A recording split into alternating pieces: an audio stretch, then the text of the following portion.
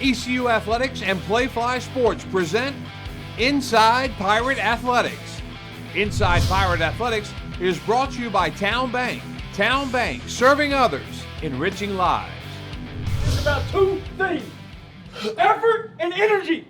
It's got to be our best effort of the year. It's got to be our best energy of the year. And that's about who? Everybody. It is about us. All night long. Play after play after play. Welcome to Inside Pirate Athletics. Brian Bailey with head coach Blake Harrell, coming off that big win, 28-6 over Army. It's been a couple of days, but let's go through some of the big plays in that one. You guys got off to a great start. You know, it went really well, and really proud of our football team, the way we came out of the gate, and thought we set the tempo early and did a good job coming up 21-0 in the first quarter on really both sides of the football too. I mean, defensively got some 3-and-outs early in the game. I thought that was huge. I told our defense, if you can get a 3-and-out stop or a 4th-down stop, that's like a turnover.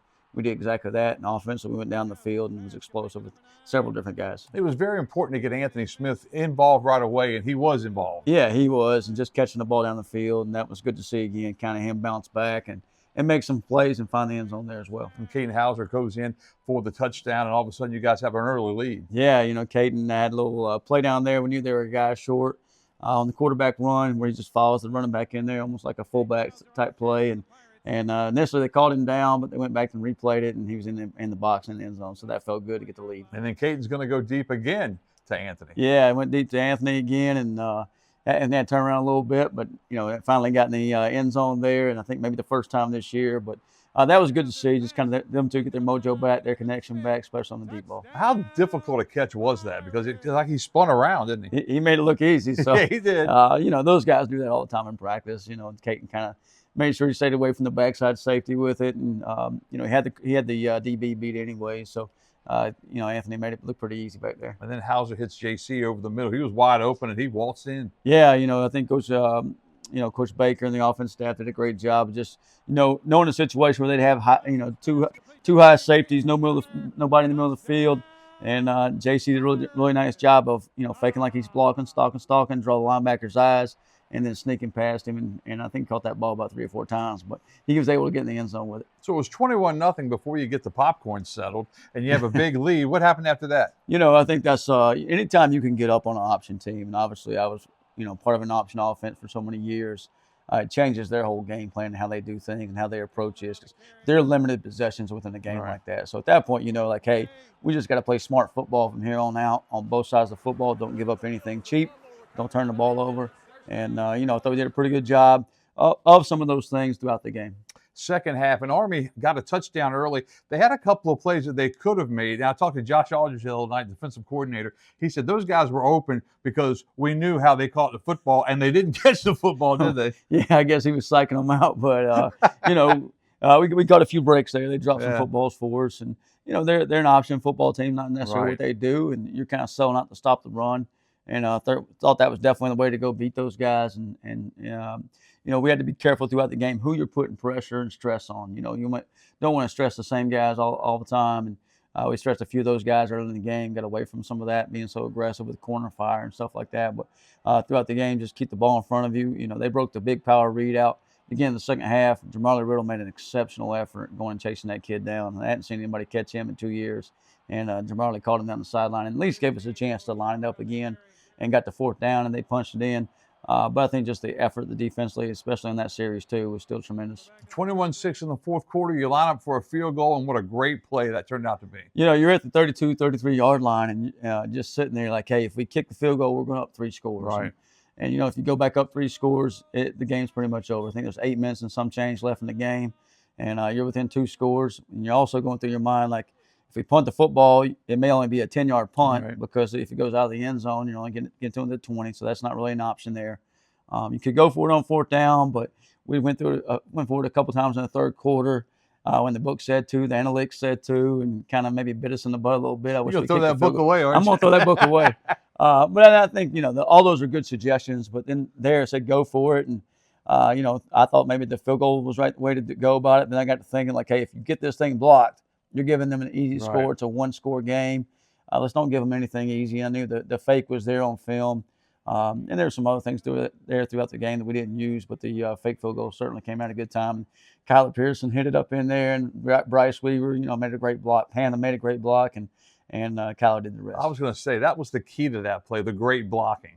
It was, Bryce had actually played the whole first half. He's got some issues going on with his foot right now, and set up most of the second half. And I turn around looking for Bryce, and he's not available. And Bryce heard me talking. He jumped right in there, and he goes and kicks the guy out. And then the guy stunts across Panda's face, which would always just work block down. The guy stunts out, and Panda rode him out, and Kyler hit it up inside the B gap there, and the rest was history. 28-6 was the final. East Carolina knocking off Army.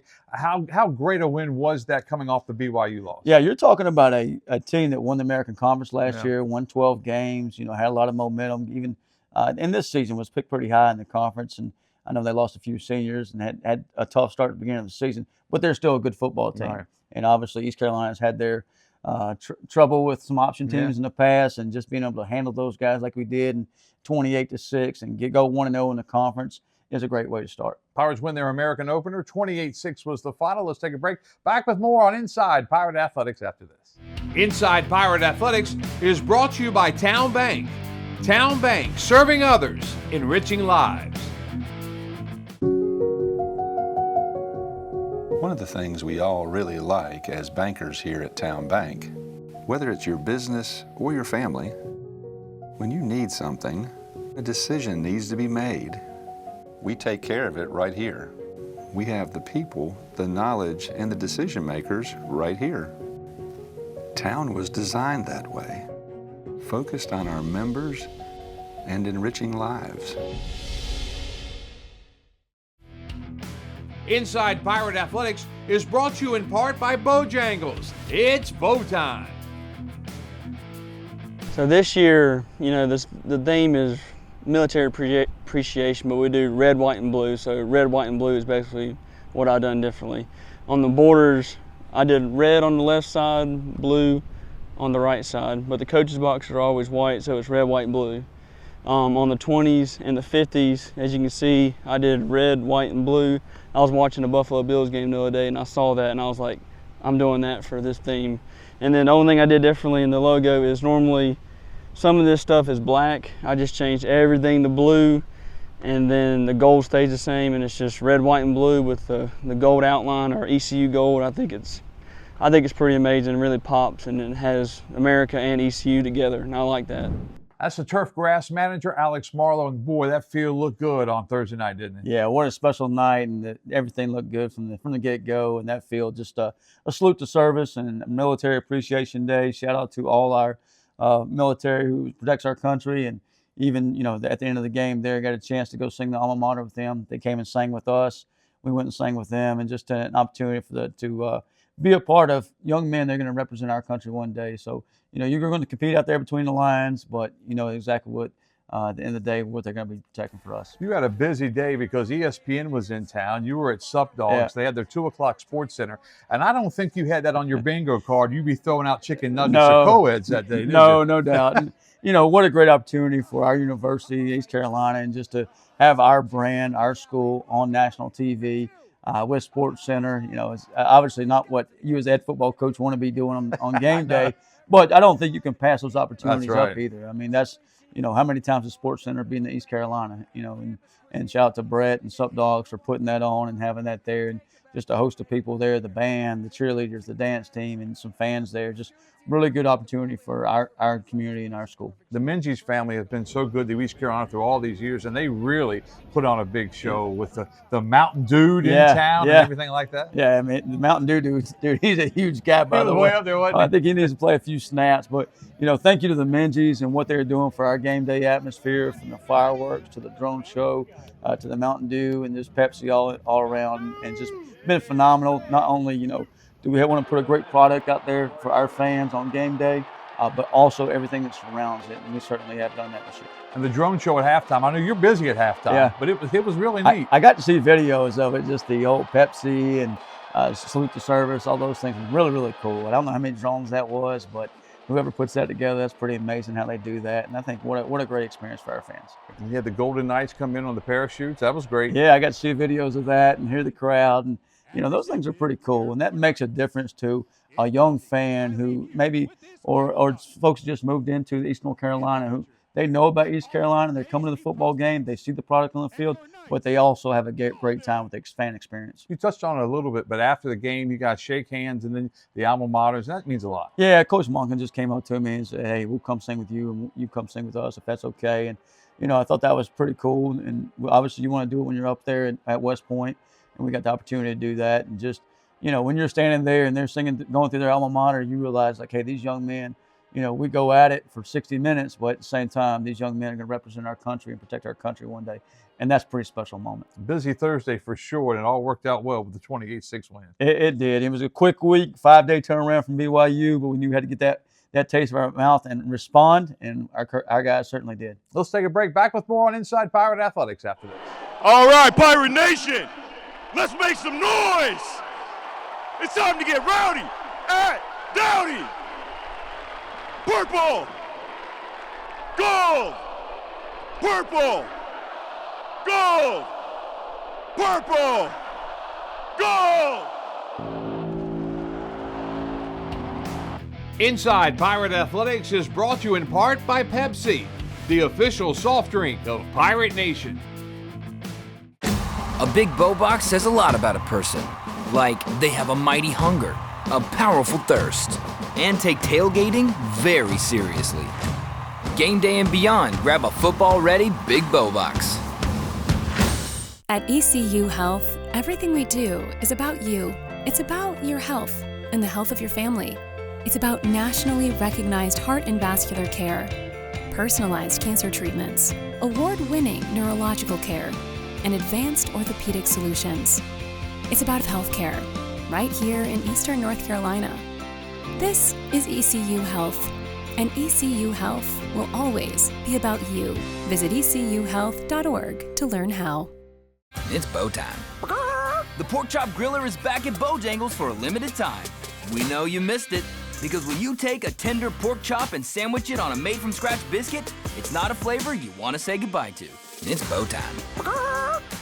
All right, welcome back to our show. We've talked about it a number of times, but this is a very odd October. Yeah. A good time for a break, no? No doubt, it always is. You're 5 games in, you're starting to have little bumps and bruises, but all of a sudden we have 14 days to our next ball game. Obviously, talked to our players this morning, try to, get them to have an urgency about that. You don't want to take too much of just a laid-back mindset.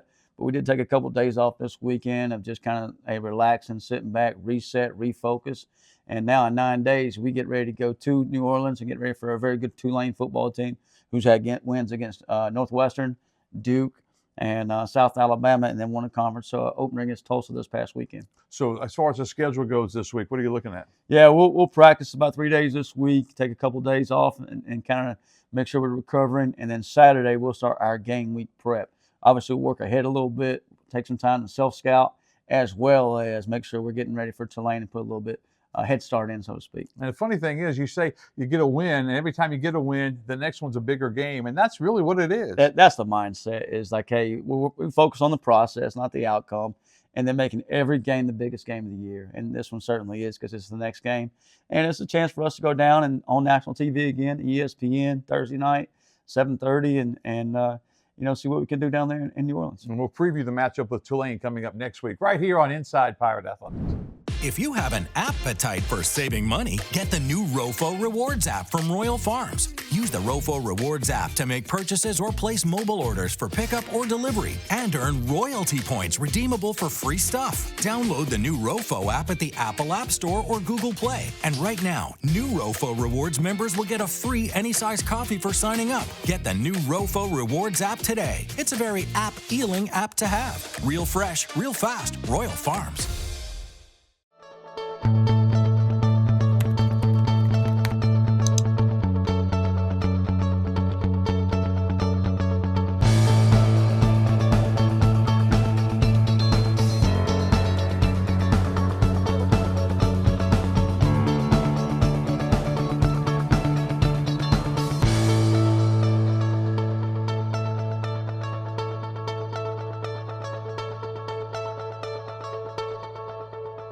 Welcome back. Right now, let's take a look at what's ahead in Pirate Athletics. The volleyball team is looking to snap a 4-game skid as they head over to Charlotte on Wednesday to take on the 49ers. Game time is set for 6 p.m. at Halton Arena on ESPN+. The Pirate soccer team is back at home on Thursday night for an American Conference contest against Florida Atlantic. Game time is 7 p.m. at Johnson Stadium. This look ahead is brought to you by Carolina Windows and Doors, and we'll see you back here next week. Inside Pirate Athletics has been brought to you by Town Bank, local bankers committed to your success. Inside Pirate Athletics is an exclusive presentation of ECU Athletics and Playfly Sports.